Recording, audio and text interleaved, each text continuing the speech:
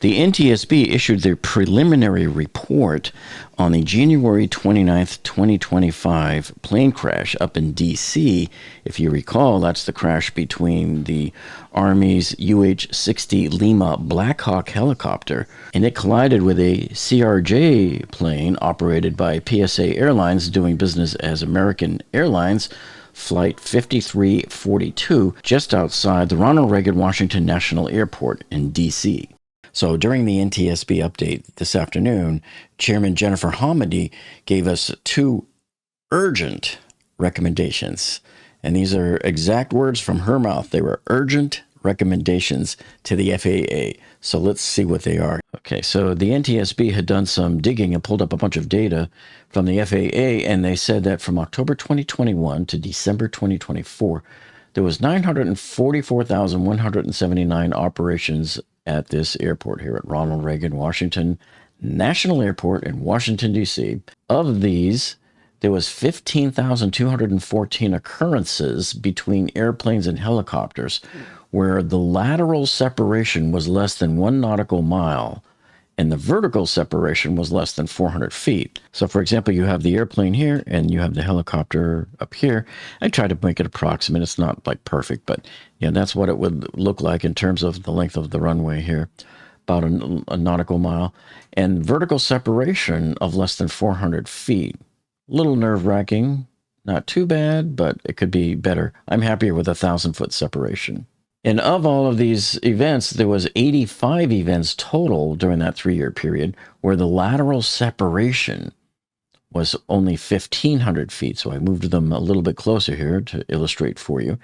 And vertical separation of less than 200 feet. So that's the scary part that makes me as an engineer nervous, because as in engineering, we always try to build in margins of safety, you know. And so having helicopter at 200 feet while a plane is coming in down like this around 300 feet, that is nowhere near enough margin of safety. Like I mentioned, 1,000 feet I would be a lot happier with. The other thing that she pointed out, which was a little surprising to me, runway 33 here at the airport only gets 4% of the arrivals. And so are you thinking what I'm thinking? If runway 33 is only receiving 4% of the traffic and the landings here at the airport, and we saw these many events and one fatal crash, what do you think would have happened if runway 33 gets maybe 30, 40, or 50% of the traffic there? It would have been catastrophic. There would have been a lot more close calls and near misses, and who knows, we probably would have had a fatal crash a lot sooner. Okay, so a few days ago, the NTSB issued this urgent recommendation to the FAA. Now, this is titled Deconflict Airplane and Helicopter Traffic in the Vicinity of Ronald Reagan Washington National Airport. And what they came to the conclusion of here is that this whole area is just too congested. And so what they were showing was that the airplanes, they come in here along the eastern coast of the Potomac River. And then at the last minute, they make that little left-hand turn right into runway 33. So remember, they're really not far off of the shore of the Potomac River right here. They follow it pretty religiously and just at the last second make their turn. And unfortunately, as we saw here, the Pat-25, which was the Blackhawk helicopter coming down this way, this is their Route 4, which starts right here, and it goes right along the eastern shore of the Potomac River. Now, the problem is when they showed the FAA map here of the helicopter routes, see, the crash took place right here, and here's your Route 4. You notice how the map doesn't give you any lateral limits. They could theoretically be flying the helicopter right down the middle of the river here. So you see what the problem is? So that's why they showed us this diagram. So here's runway 33. So they're going to be PAPI guided down right here to the runway across the Potomac River. And here's the eastern shore. Here's the western shore. And so the helicopter and the plane likely collided somewhere like right up in here. So if you're looking at the FAA's map, they are allowed to be at 200 feet ceiling right here. That's their highest point that the helicopters are allowed to be. The problem with that is now knowing that the planes are coming in and landing in runway 33, at this point in time, they're going to be somewhere around 300 feet or so, or maybe even less, depending on where you are along this line. So 75 feet is definitely an unbelievably low and unacceptable margin. It should be unacceptable to anybody. What makes this even worse, I think the Blackhawk helicopter may have been just slightly west too. So the further west you are, the closer you are flying your helicopter to the airport, the more you're going to be on a collision course with this glide slope from the planes that are coming down and coming in for a landing here. That's what I pointed out on my last video, and unfortunately, a lot of people either misunderstood it or were just purposely trying to correct me or insult. I don't know what, but all I was saying was that the plane came down likely in front of the helicopter. And that, of course, generated a backlash from a few people going, "What are you, an idiot? You don't know what you're talking about. The helicopter crashed into that. The helicopter was up too high." Yes, we know that. What I was referring to was this time and space continuum right in here, folks. This three-dimensional area. The plane was on its normal landing approach here. He had already had clearance to land. He had 30 seconds to go before touching down. All right. And I think that the plane just ended up right in front of where the helicopter was. And yes, the helicopter was up too high. So everybody was getting real defensive, saying that I was blaming the plane. I wasn't blaming the plane. The plane happened to be where it was under normal conditions, doing what it was supposed to be doing. He had the right of way, and the helicopter did not have the right of way. The helicopter was supposed to be down here. Okay, so had the helicopter been in this zone here, we wouldn't even be having this discussion today. Now, what happened as of the result of the crash, it says right here, the FAA issued that notice to airmen, the NOTAM, that came out on February 19th, which restricted helicopter traffic from operating over the Potomac River near DCA, until March 31st, 2025. This is probably why the NTSB made this an urgent recommendation. So if we go to the conclusion of it here, there's their findings and everything. The recommendations, there was two of them. Here's the first one. They want to prohibit operations on helicopter Route 4 between Haynes Point and the Wilson Bridge when runways 15 and 33 are being used for departures and arrivals, respectively. So what they're talking about here is, here's Haynes Point, right here in the middle. Runway 33 is over here, the diagonal one.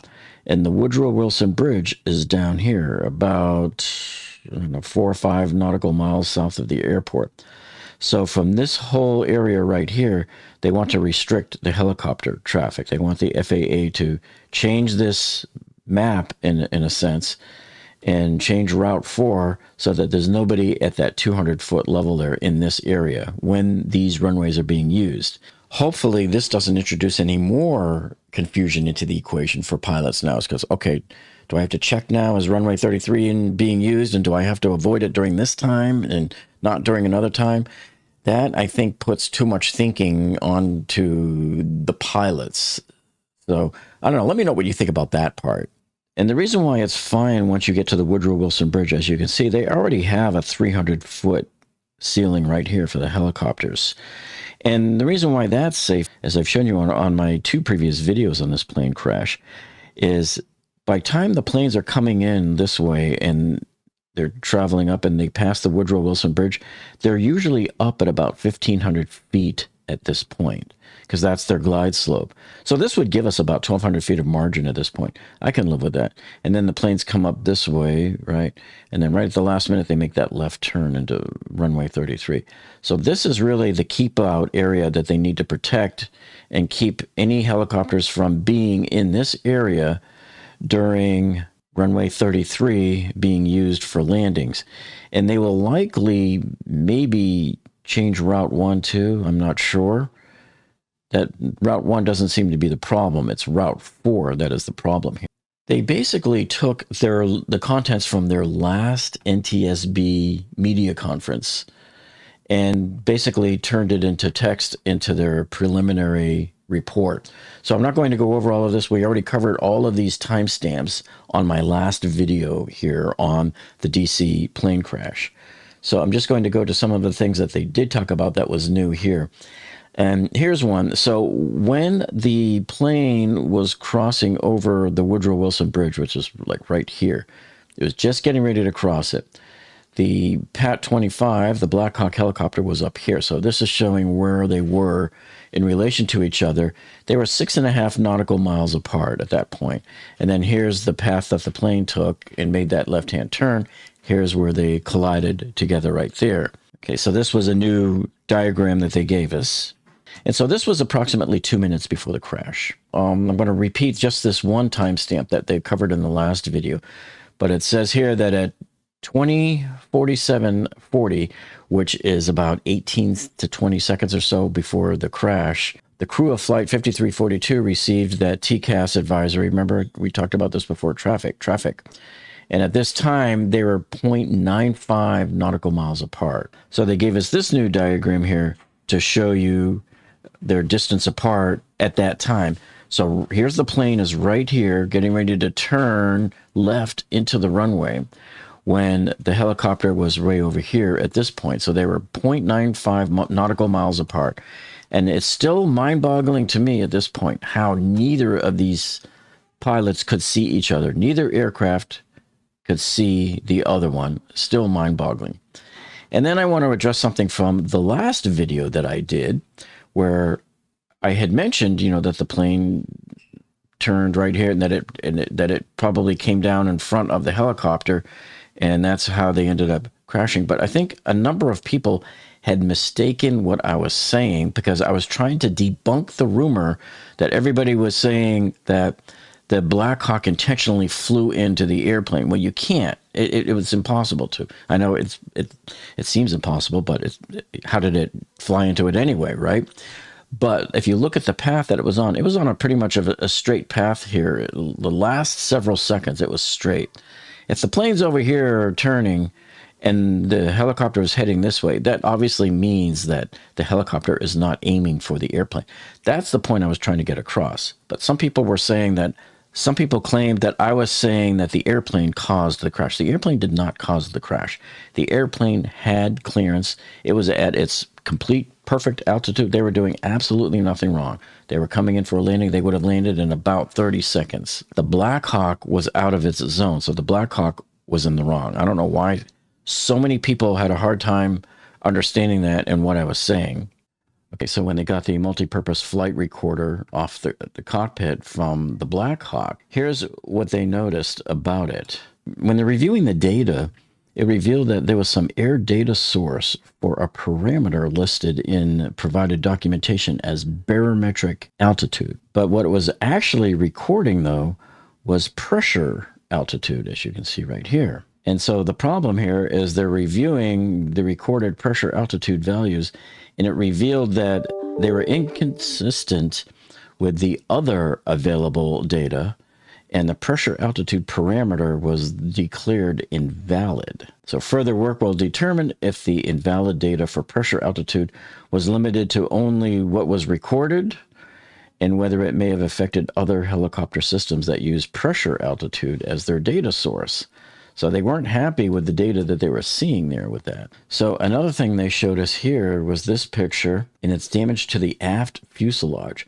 So that right there looks like a section of the tail rotor blade of the Blackhawk helicopter had clipped right into here.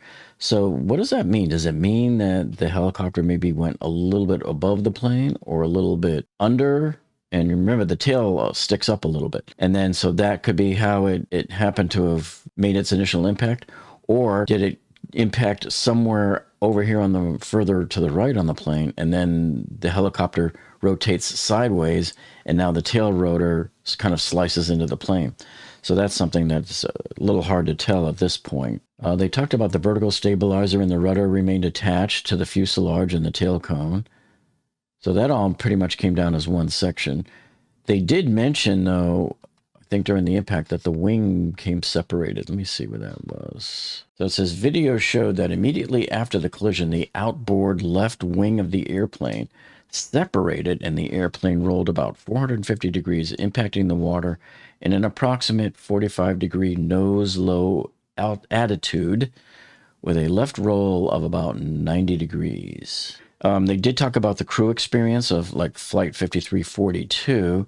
So the captain had 3,900 total hours of flight experience, of which 3,000 hours of that were in this plane make and model. And the first officer had 2,469 total hours of flight experience, of which 966 hours were in the accident plane, the same make and model, the CRJ 700. And then on the Blackhawk, most of the stuff we already knew, but the instructor pilot was a Chief Warrant Officer 2 who had 968 total hours of experience, of which 300 hours were in the accident helicopter make and model. The pilot held the rank of captain and had accumulated 450 total hours of flight experience, of which 326 hours were in the accident helicopter make and model. And then the crew chief held the rank of staff sergeant and had accumulated 1,149 total flight hours, all of which was in UH-60 helicopters. So they were talking about here the inboard end of the left center slat displayed a linear slash that was recovered in the debris field. So this is it right here. And so the slat skin after the leading edge of it was gouged and abraded and linearly afterward. I'll link to the preliminary report so you can read some of these details about it. But in a sense, they're showing, here's more damage here, where this appears to be black paint transfer from the Blackhawk helicopter on the inboard slat. The left number 1 engine was recovered and separated from its pylon with the core mostly intact. The number 2 engine was recovered also right here, mostly intact. And the number 2 one, I believe, was the one that they were able to spin it up in place, and it was still able to spin smoothly, which is pretty amazing. And then, of course, they gave some more talk here about the condition that they found the helicopter in. We already know. We saw the pieces all brought back to the hangar. We've showed you that before. What they are mentioning here, though, is the left seat pilot's barometric altimeter and the horizontal situation indicator were found separate from the cockpit area. But the barometric altimeter, the window reading here was between 2988 and 2989. So that's inches of mercury. And then the other one they found, the right side one, was found to be 2987. And then there was also just a bunch of other kind of normal, boring stuff that you'll see in here. And also they talked about what I mentioned earlier here about some of these previous near midair collisions that occurred at DCA. Okay, now many of you know I'm an engineer. I'm not a pilot. I don't work at an airport. I don't work at the FAA. I've never worked at the FAA, but I'm still an engineer, and I still like to look and analyze failures and why they happen. And I'm good at analyzing specifications and seeing whether. So a few people have come in and left comments. You know, these you know the type that comes in on their high horse and they go, "Excuse me, shouldn't we be waiting for the experts to come out with a report instead of all of this speculation and blah blah blah blah?" And okay, fine. If you want to be holier than thou and condescend to the rest of us, fine. The rest of us want to have this discussion, okay? Because if you wait for that report by the experts, that's going to take 18 months to 2 years, but people have questions now. Now, I can tell you, it probably looks like, you know, it's a Swiss cheese model. You've heard that term before. So we already know that. We already know there's multiple things here in the chain of events. But see, here's the thing. A lot of you out there are quick to just say, well, it's the helicopter. He's at fault. He should have been up there. He said he had visual and it's all on him. And yes, that is true. And the helicopter should not have been at that altitude where they were at. If you're tempted to say that's the root cause, I'm going to tell you, here's why it's wrong. Because, and I've seen this a lot in the engineering world, and this is where I bring in my expertise on this. Because a lot of times, people don't go far enough back for the root cause. They're looking at the symptom right now and what they can immediately attribute to the symptom, which was the helicopter flying at the wrong height. But I'm going to tell you that is not the root cause, because when I showed you this chart on the very first video on the DC crash, and even though I'm not a pilot, I know how to read these charts, and I know how to read numbers, and I know how to read the number 200 on here. And you remember on my first video, the very first thing I pointed out is, why is this height here allowed to be 200 this close to a runway where they're landing, and why is this height here allowed to be 200 this close to the runway? So even I knew the very first time I picked up this chart that something was wrong. So I'm telling you, this is going to turn out to be our root cause right here, folks. Because why did the FAA years ago, whenever they set this whole thing up, and this is not a DEI issue. Look, guys, this was probably done decades ago, okay? So why did the FAA knowingly set this route up and allow a 200-foot clearance when there's planes coming in just right above you like that? That's like almost zero margin of error. 75 feet is not enough. And certainly it was enough that once the NTSB discovered it, they sent that urgent recommendation to the FAA to change all this. So that's sort of, I think, pointing us in the direction, too, that they're going to come to the same conclusion, that this is really what started the whole ball rolling decades ago. This crash didn't occur January of 2025. This crash occurred decades ago when this chart was first created. Mark my words on that. So anyway, if you didn't see my update from a few days ago on the Philly jet crash, the NTSB Preliminary Report, check this one out right over here. And if you missed my video from a few weeks ago where the Coast Guard released new audio a few weeks ago on the Titan submersible, the Ocean Gate Titan submersible, remember the implosion? Check that one out right there. So thank you so much for joining us, and we'll see all of you on the next one.